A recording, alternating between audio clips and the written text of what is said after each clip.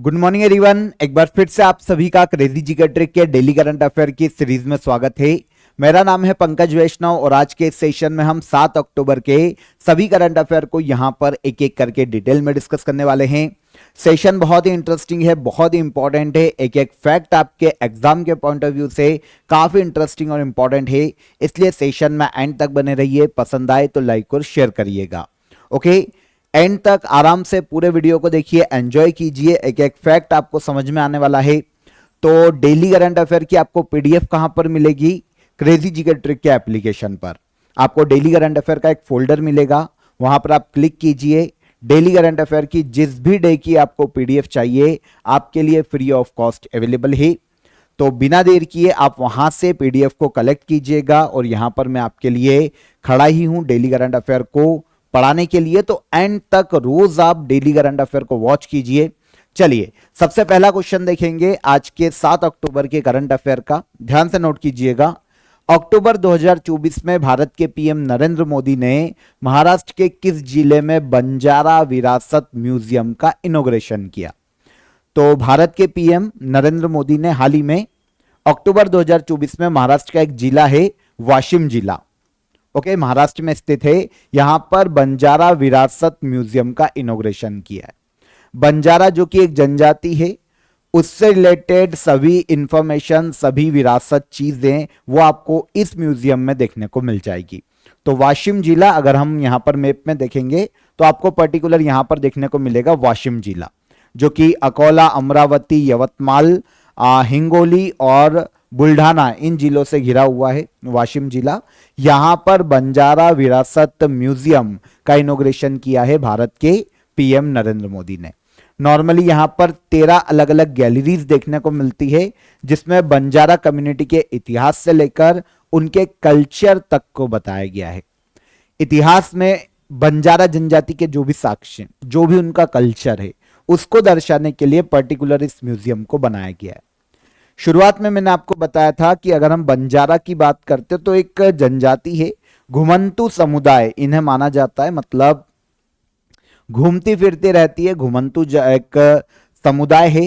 परंपरागत रूप से व्यापार, ट्रेड और परिवहन, ट्रांसपोर्ट के काम से ही ये जुड़ी हुई रहती है।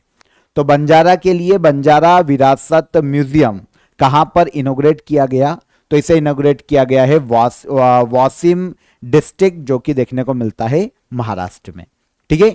किस मंत्रालय ने जल ही अमृत प्रोग्राम शुरू किया है? जल ही अमृत प्रोग्राम, इसे शुरू करने का श्रेय दिया जाता है ministry of housing and urban affairs को। आंसर हो जाएगा answer B. Jal Hi Amrit programme ministry of housing and urban affairs ने हाल ही में शुरू किया। ओके, देखिए, यह जो प्रोग्राम है ना, अमृत 2.0 मिशन के तहत चलाया जा रहा है। ठीक है। भारत के जो राज्य हैं, जो यूनियन टेरिटरीज हैं, उनमें जल को पुनः उपयोग करने को बढ़ावा देना है ना। भारत के अलग अलग स्टेट और यूनियन टेरिटरी के जितने भी लोग हैं, वो पानी को वेस्ट न जाने दे, रिसाइकल या पुनः यूज, रीयूज कैसे किया जा सकता है, इसके लिए प्रयास करें, है ना। जैसे फॉर एग्जांपल पानी जो किसी भी चीज में पीने के अलावा जो दूसरे यूज में आता है, तो गाड़ी धोली, है ना, उसके अलावा फिर कपड़े धोली, उसके बाद गाड़ी धोली, तो एक ही पानी को रीयूज कैसे किया जा सकता है, इसके बारे में भी बढ़ावा देने के लिए शुरू किया गया है जल ही अमृत प्रोग्राम को। किसके द्वारा? Union ministry of housing and urban affairs के द्वारा। ठीक है। यहां पर देखिए, अमृत 2.0 मिशन के तहत इसे चलाया जा रहा है, तो हमको अमृत मिशन के बारे में पता होना चाहिए।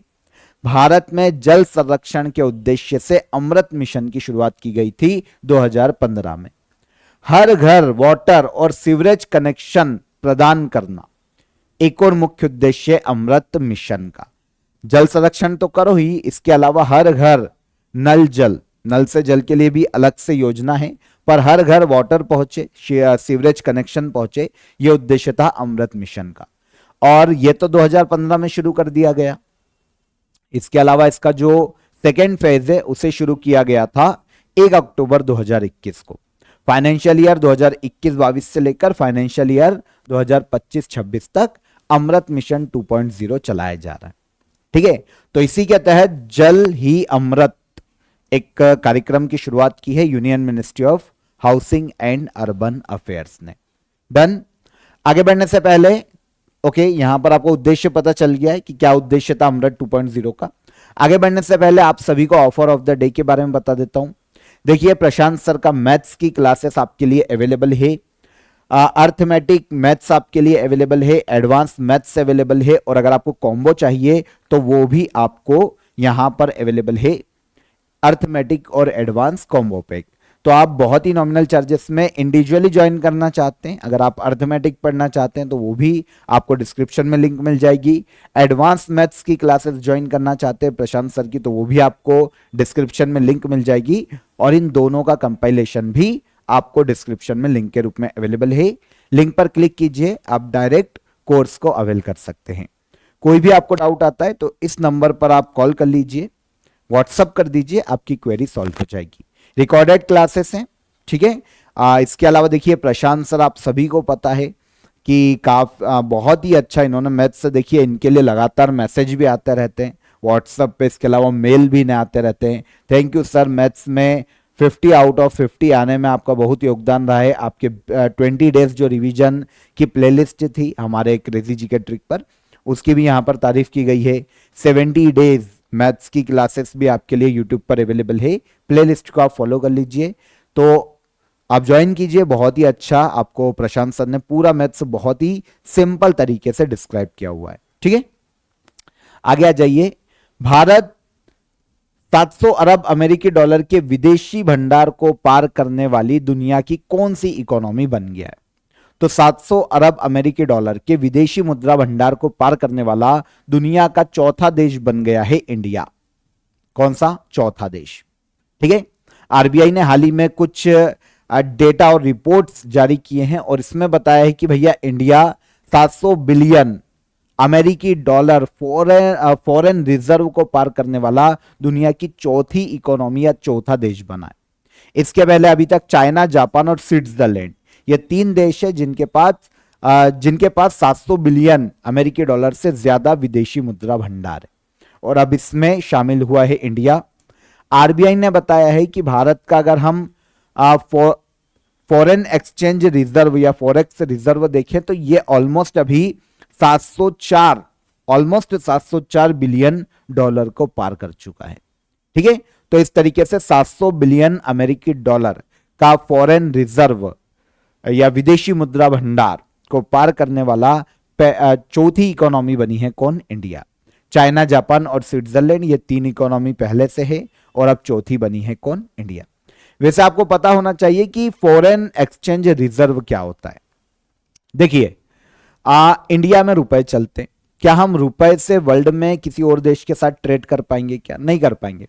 उसके लिए या तो विदेशी लेवल पर जो पूरे अंतरराष्ट्रीय स्तर पर मान्यता प्राप्त कोई मुद्रा हो, कोई अदर चीज हो जो कि वैल्यूएबल हो, इंटरनेशनली ट्रेड के लिए यूज की जा सकती है। तो इसमें आपको क्या मिलेगा? एक तो डॉलर मिलेगा, सोना आप डायरेक्ट, या फिर स्पेशल ड्रॉइंग राइट्स, है ना, विशेष आहरण अधिकार इनको कहा जाता है। तो ये चीजें ऐसी है जिनसे आप डायरेक्टली ट्रेड कर सकते हैं किसी भी देश से, केवल रुपए में नहीं कर पाएंगे। तो ये कहलाता है फॉरेन एक्सचेंज रिजर्व, विदेशी मुद्रा भंडार। विदेशी मुद्रा है और उसका हमारे पास भंडार। हमको कल किसी देश से ट्रेड करना है तो हमारे पास डॉलर है भाई, 700 बिलियन अमेरिकी डॉलर हमारे पास अवेलेबल है, ठीक है। तो इस तरीके से अब इसका मुख्य उद्देश्य क्या होता है भाई? फॉरेन एक्सचेंज रिजर्व या विदेशी मुद्रा भंडार क्यों रखना पड़ता है? तो एक तो स्टेबिलिटी आए, देश की करेंसी में स्टेबिलिटी रहे, और इसके अलावा किसी प्रकार की अगर इमरजेंसी सिचुएशन है तो उसमें हम किसी भी देश के साथ ट्रेड कर पाए, है ना। इसलिए फॉरेन एक्सचेंज रिजर्व को रखा जाता है। 700 बिलियन अमेरिकी डॉलर से ज्यादा का अब हमारे पास रिजर्व हो चुका है, और वर्ल्ड में हम बन गए हैं चौथी इकोनॉमी। डन। आगे, राष्ट्रीय वन्यजीव सप्ताह भारत में जीवों के संरक्षण के उद्देश्य से मनाया जाता है। निम्नलिखित में से किस महीने में यह मनाया जाता है? तो राष्ट्रीय वन्यजीव सप्ताह, नेशनल वाइल्ड लाइफ वीक की बात करें तो इसे ऑब्जर्व किया जाता है अक्टूबर मंथ में। कब? अक्टूबर मंथ में।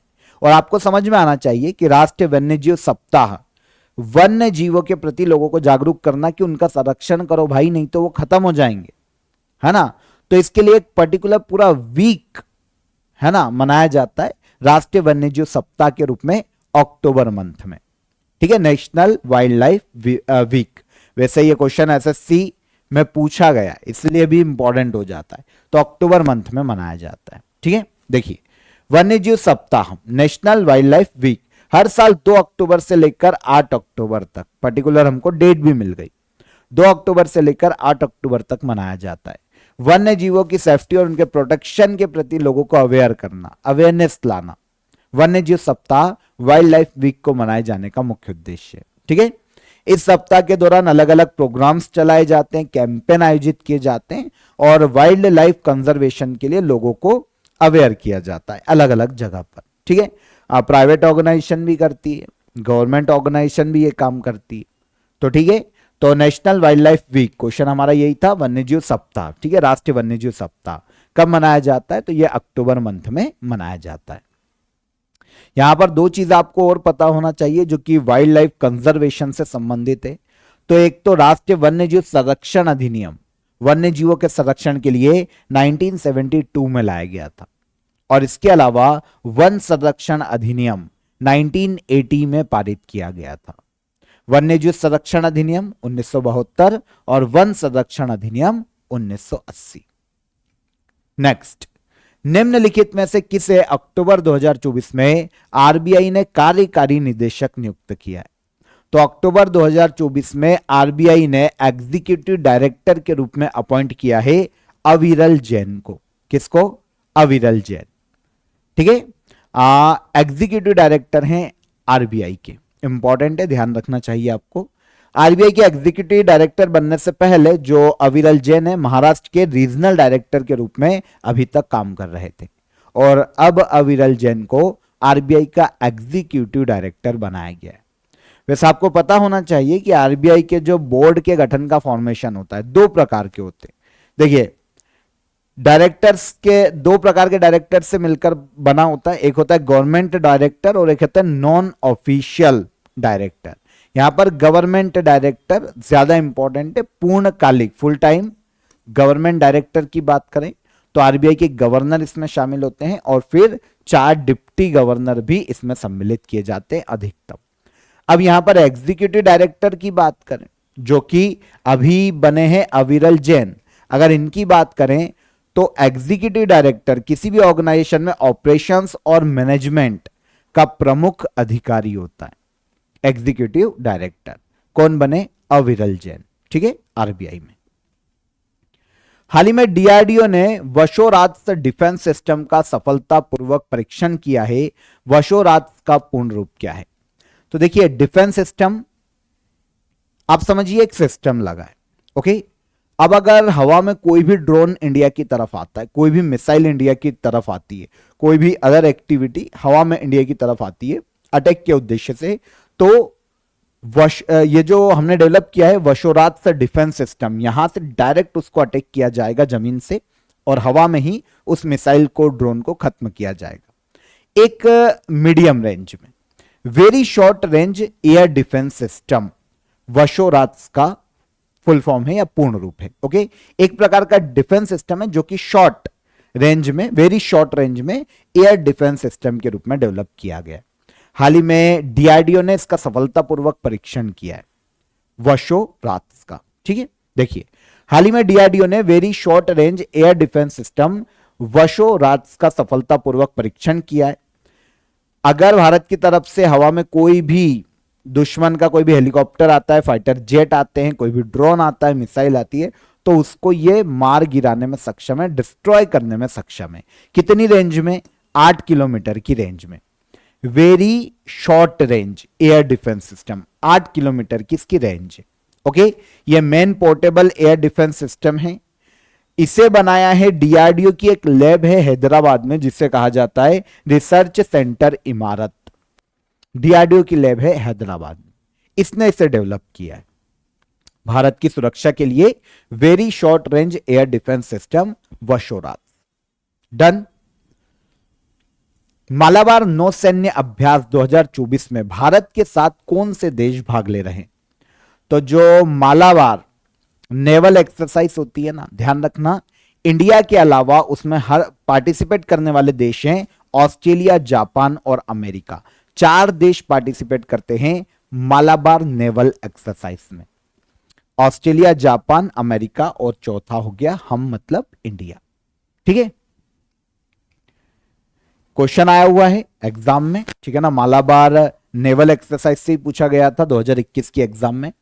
तो मालाबार नेवल एक्सरसाइज 2024 में 28th एडिशन है, आयोजन हो रहा है आंध्र प्रदेश के विशाखापट्टनम में। अब नाम मालाबार है तो मालाबार तरफ नहीं होने लगेगा हर बार, है ना, केरल का तट नहीं। आयोजन कहां हो रहा है? आंध्र प्रदेश के विशाखापट्टनम में, नेवल एक्सरसाइज से। ठीक है, भारत के साथ साथ ऑस्ट्रेलिया, जापान और यूएसए की नौसेना इसमें भाग ले रही है। नेवल एक्सरसाइज के रूप में इसे 1992 में शुरू किया गया था। तब केवल इंडिया और यूएसए के बीच में ही मालाबार नेवल एक्सरसाइज का आयोजन किया जाता था, इंडिया और यूएसए 1992 में। लेकिन आगे चलकर 2007 में जापान और ऑस्ट्रेलिया भी इससे जुड़ जाते हैं और 4 देश हो जाते हैं, जापान, ऑस्ट्रेलिया, यूएसए और इंडिया। ठीक है, 28वां एडिशन आयोजित किया जा रहा है विशाखापट्टनम में 2024 में। 2015 में जापान और ऑस्ट्रेलिया 2020 से इस युद्ध में स्थायी सदस्य के रूप में, 2015 में तो पहले प्रयास किया था और आगे चलकर 2020 में एक स्थायी सदस्य के रूप में हमेशा ही पार्टिसिपेट करने लगे। वैसे पहली बार 2007 में इन्होंने पार्टिसिपेट किया था। ठीक है, किस टीम ने ईरानी ट्रॉफी 2024 का खिताब जीता है? ईरानी ट्रॉफी की बात करें 2024 की, तो इसका खिताब हाल ही में अपने नाम किया है मुंबई ने, मुंबई की टीम ने। आपको पता है ईरानी ट्रॉफी क्या है? क्रिकेट की एक घरेलू चैंपियनशिप प्रतियोगिता है ईरानी ट्रॉफी। देखिए, एसएससी में पूछा गया था, सीएचएसएल में एग्जाम में आया हुआ है 2022 में। अभी हम करंट की बात करेंगे। तो मुंबई और शेष भारत के मध्य में लखनऊ के एकाना क्रिकेट स्टेडियम में ईरानी ट्रॉफी 2024 का फाइनल मैच खेला गया। ठीक है, एकाना क्रिकेट स्टेडियम, मुंबई और शेष भारत के मध्य में। ठीक है, देखिए, फाइनल मैच में पहली पारी की बढ़त के आधार पर मुंबई को चैंपियन डिक्लेयर किया गया। तो मुंबई हो जाती है ईरानी ट्रॉफी 2024 में विनर और शेष भारत हो जाती है रनर अप। ठीक है, वैसे आपको यहां पर इंटरेस्टिंग फैक्ट यह पता होना चाहिए कि 2023 में ईरानी ट्रॉफी को शेष भारत ने ही अपने नाम किया था और इस बार शेष भारत रनर अप है और मुंबई की टीम ने ईरानी ट्रॉफी अपने नाम की है। मुंबई के टीम के कैप्टन थे अजिंक्य रहाणे और शेष भारत टीम के कैप्टन ऋतुराज गायकवाड़। और ईरानी ट्रॉफी 2024 में मुंबई के प्लेयर हैं सरफराज खान, इन्हें प्लेयर ऑफ द मैच का अवार्ड दिया गया फाइनल में। ठीक है, तो विनर मुंबई, रनर अप शेष भारत, ईरानी ट्रॉफी 2024। ठीक है, भारत की घरेलू cricket tournament normally Ranji trophy का जो विनर होता है ना, उसके और शेष भारत के मध्य में ही इसका आयोजन किया जाता है। रणजी ट्रॉफी का विनर हर बार बदल सकता है और शेष भारत तो सेम रहेगी। 1959-60 में इसकी शुरुआत की गई थी, बीसीसीआई इसका आयोजन करवाती है। ठीक है ना, और 2023 विनर कौन? शेष भारत। और अब 2024 में ईरानी ट्रॉफी किसने जीती? तो यह हो जाती है मुंबई। ओके, पेरू में आयोजित आईएसएसएफ जूनियर विश्व निशानेबाजी प्रतियोगिता में भारतीय निशानेबाज दिवांशी ने 25 मीटर स्टैंडर्ड पिस्टल स्पर्धा में कौन सा मेडल अपने नाम किया? तो देखिए, पेरू में आईएसएसएफ ओके वर्ल्ड निशानेबाजी प्रतियोगिता का हाल ही में आयोजन किया गया। तो पहला फैक्ट तो ये इंपॉर्टेंट हो जाता है। ठीक है, इसमें भारत की निशानेबाज दिवांशी ने 25 मीटर स्टैंडर्ड पिस्टल इवेंट में गोल्ड मेडल हाल ही में अपने नाम किया। ठीक है, तो यह भी क्वेश्चन आ सकता है दिवांशी किस खेल से संबंधित है? तो ये निशानेबाज शूटर है। ठीक है, आप यहां पर इमेज देख सकते हैं दिवांशी की। पेरू में आयोजित ISSF junior world shooting championship में भारतीय शूटर देवांशी ने महिलाओं की 25 मीटर स्टैंडर्ड पिस्टल इवेंट में गोल्ड मेडल अपने नाम किया। विमेंस 25 मीटर स्टैंडर्ड पिस्टल का गोल्ड मेडल तो हमारे पास आ गया। इसके अगर हम सिल्वर और ब्रॉन्ज की बात करें तो सिल्वर गया इटली के पास और ब्रॉन्ज गया फ्रांस के पास। इनके खिलाड़ी याद करने की जरूरत नहीं पड़ेगी, आप तो इंडियन याद कर लो क्योंकि हम गोल्ड लेकर आए। कौन लेकर आया? तो ये लेकर आई है दिवांशी, इंडियन शूटर, ठीक है ना। दिवांशी के अलावा पुरुषों की जूनियर स्टैंडर्ड पिस्टल इवेंट में सूरज शर्मा ने गोल्ड मेडल जीता है। ओके, तो ये भी गोल्ड लेकर आए हैं, पर आपको दिवांशी इंपॉर्टेंट है तो उसको याद रख लेना। Last question, world habitat day कब मनाया जाता है? तो वर्ल्ड हैबिटेट डे की बात करें तो पूरे वर्ल्ड में विश्व पर्यावास दिवस के रूप में यह मनाया जाता है फर्स्ट मंडे, जो कि अक्टूबर में आता है। आंसर डी, विश्व पर्यावास दिवस हर साल पहले मंडे को मनाया जाता है, जो कि अक्टूबर माह में आता है। यहां पर देखिए एमपी पटवारी में भी ये क्वेश्चन पूछा गया था, ठीक है। ओके, डिटेल देखेंगे तो विश्व पर्यावास दिवस हर साल अक्टूबर के पहले मंडे को ऑब्जर्व किया जाता है। 2024 में engaging youth to create a better urban future विश्व पर्यावास दिवस की थीम है।